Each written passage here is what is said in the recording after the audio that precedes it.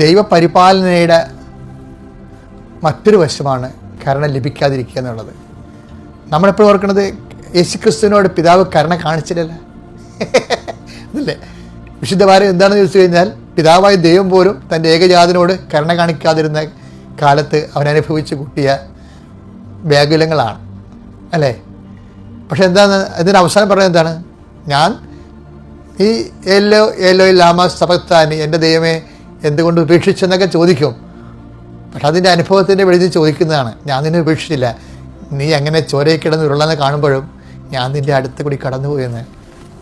അപ്പം അതിൻ്റെ അർത്ഥം എന്താണ്? കർത്താവിൻ്റെ പ്രാർത്ഥന കുരിശിൽ കിടന്നുള്ള ഏലോ ലാമ സബക്താനി എന്ന് പ്രാർത്ഥിക്കുമ്പോഴും പിതാവായ ദൈവം അത് അനുഭവിച്ച് കൊടുത്തുകൊണ്ട് അരികിൽ നിൽക്കുന്നുണ്ടായിരുന്നു. എൻ്റെ അർത്ഥം ആധ്യാത്മികതയിൽ, അതായത് ബലമുള്ള ആധ്യാത്മികതയാണ് ദൈവം ആഗ്രഹിക്കുന്നത്.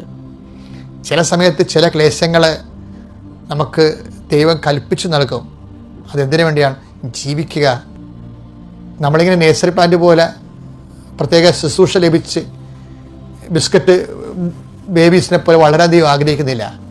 ക്രിസ്തു വളർന്നതുപോലെ ജീവിക്കുക, വയലിലെ ചെടി പോലെ വളരുക. ക്ലേശങ്ങളെ ദൈവത്തിൻ്റെ അതിനു വേണ്ടി ആഹാരമായിട്ട് എടുത്തുകൊണ്ട് ആത്മാവിനെ ബലപ്പെടുത്താൻ വേണ്ടി ക്രിസ്തുവിൻ്റെ ശക്തി ആവഹിക്കുന്ന ദിവസങ്ങളാണ് നമ്മുടെ ഈ ദിവസങ്ങളിലുള്ള ആചാരങ്ങളും അനുഷ്ഠാനങ്ങളും. അതുപോലെ തന്നെ ജീവിത ക്ലേശങ്ങളോടുള്ള നിശ്ചയദാർഢ്യത്തോടെ ക്രിസ്തു സഹജമായ നമ്മുടെ ആഭിമുഖ്യങ്ങളും.